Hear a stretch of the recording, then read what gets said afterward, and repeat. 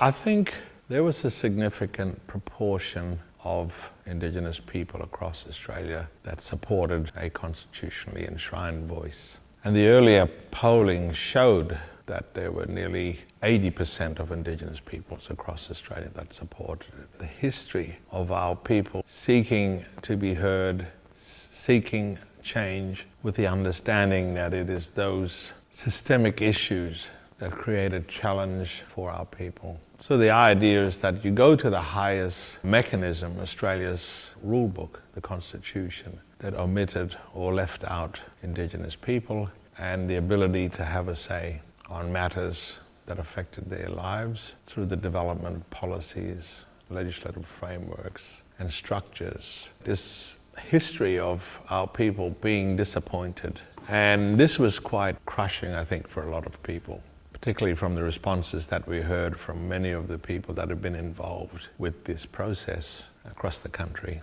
So that was the response from the community that I saw and heard. People were deeply hurt. People were deeply offended that they had been let down by the majority of voters in this country. They felt gutted and that they'd been kicked in the stomach. People were so angry, many of them couldn't even speak, didn't want to speak. They were just too angry. Anger was one of the key emotions that people responded with. Of course, disappointment and everything else. It provided a lot of angst and hurt and pain, as I'd said, when it failed. But then, this was the first time since the bicentennial celebration where hundreds and thousands of people gathered at the Sydney Harbour Bridge. Not since then had there been such a mass gathering. So across the country, when you think about it then, this platformed such an important Indigenous issues that the whole country was talking about, regardless of whether they supported it or not. So it platformed this significant Indigenous agenda, or more so Australian agenda.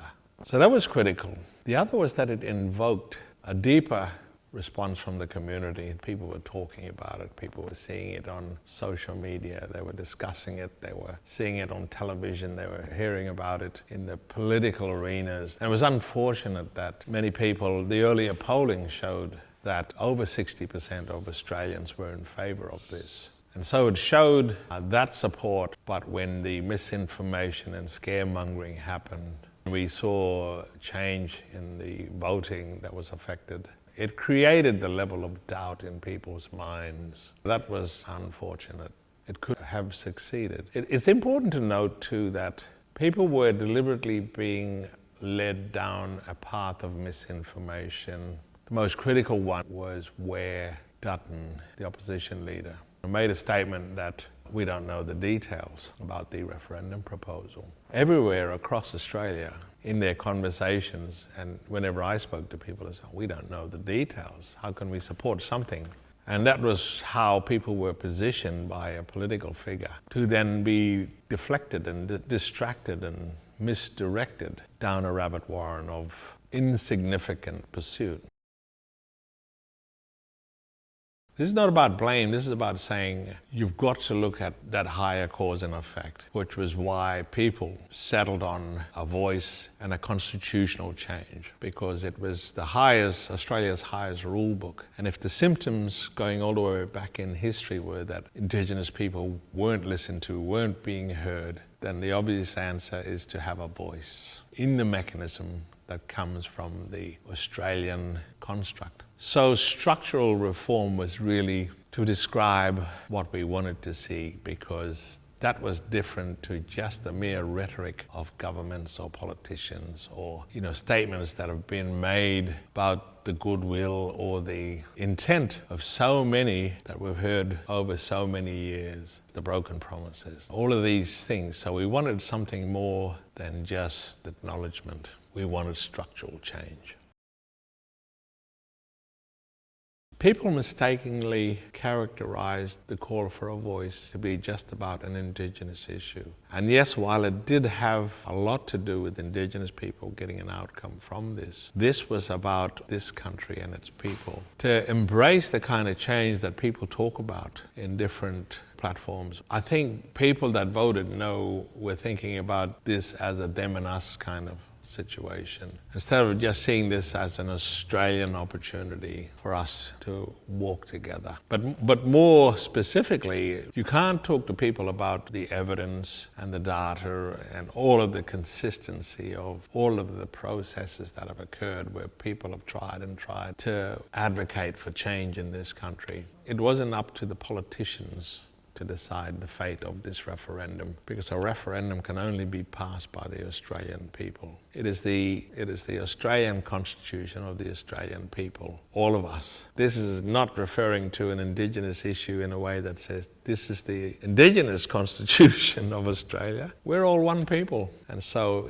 this was about the Constitution of Australia, of Australian people, which is why they all needed to vote, and about all of us. Predominantly, it was about some good changes for us. But the issue is that we came up with a proposal based on the litmus test, the trajectory of the deliberation that even the Liberal Party or the coalition had been involved with. The bipartisanship went back over a number of years on the deliberation of the Constitution and its Indigenous people. Even when Prime Minister Turnbull and Bill Shorten, the opposition leader, through a bipartisanship process, set up the Referendum Council to say, go out there, talk to the Indigenous people and ask them what they wanted or what their concerns were, what their issues were, so that we could know how to move forward on this. That's because there had been so many processes going right back, including right in history where our people had been advocating for change, petitions to the King, to the Queen, to the Parliament, etc., etc. So many reports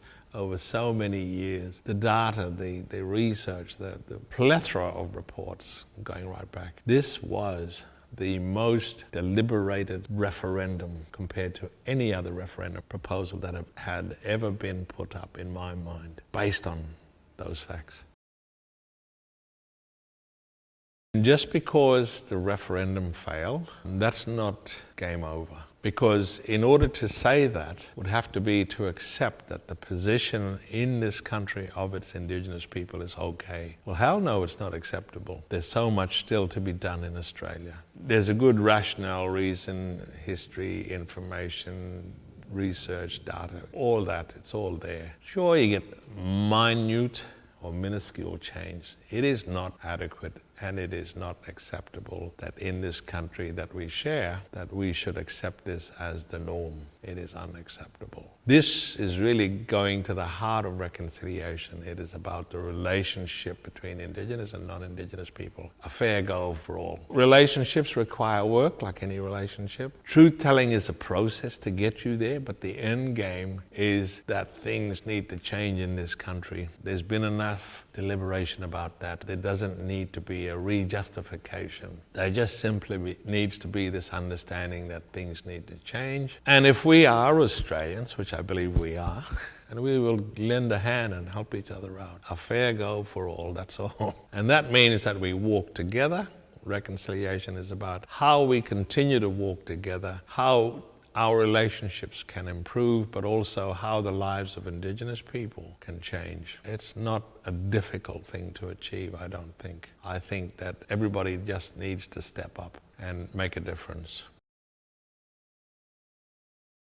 I felt so angry, but probably more so I felt such a deep sense of gut shame that this is what our country delivered for people who have provided such generosity of spirit, knowledge, a sharing of the land. Whilst I think it is good to have residual anger, to remind myself of the sense of shame, I don't have the luxury, and nor should I have the right, to sit in those emotions. It must propel me as a leader in my community to take action, whether that's my own further education, the education of my family, the education of my organisation, the education of the broader community. That is my responsibility. There is no one else to do it.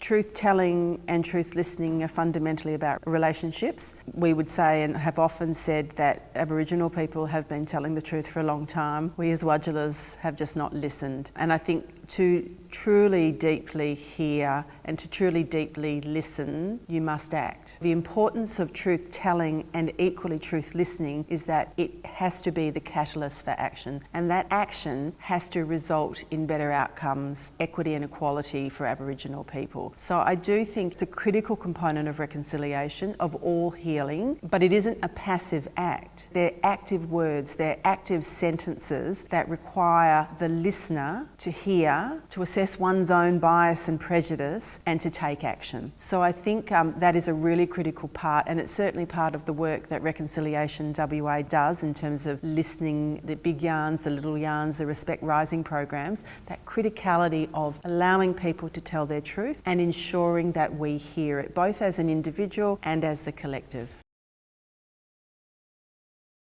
I understand that as people, particularly as white people, but for Aboriginal people, the feeling of the setback. For Wadjalas, where it is our job to do the heavy lifting, it is really about taking active steps forward. In the work that I do in my other world, we look at what the strengths and what the solutions are. If 80.5% of people actually want truth telling, let us build on that momentum, let us capture that goodwill and provide really good structures for them to listen and then do something with that listening. And if that is as simple as people yarning with others, expanding your knowledge, expanding your circle of influence, knowing people that you might not ordinarily meet or know or want to get to know, if you open your mind, effectively you can only open your mind if you open your heart. And so I would really take this 80.5% and say, let us say, wow, let us use that to build our strength rather than to justify why it can't work. I would start by saying, as a co-chair of Reconciliation WA, it's probably one of the greatest privileges I have had, and I suspect I will ever have in my life, building on the momentum that a world, an Australia, where non-Aboriginal and Aboriginal people are reconciled is an absolute possibility, and it is a reality that we can make happen. Because if 80.5% said they wanted more truth telling and truth listening, then they'll also want that end product, which is a unified country. I think where, for me, the vision and the work you all do at Reconciliation WA is like a beacon. Day to day we lose sight of the vision, and I think one of the great things about Reconciliation WA is it holds the light and the beacon for people to say, this is where we're heading. And for children of all backgrounds to succeed by choice, not by chance. And in particular, that Aboriginal children succeed by the choices that they make, and that those statistics that we know all too well, as Nolan talks about the social determinants and the outcomes of those social determinants, are relegated to our history as much as we have relegated the glorifying of colonialism to our history. That is my hope.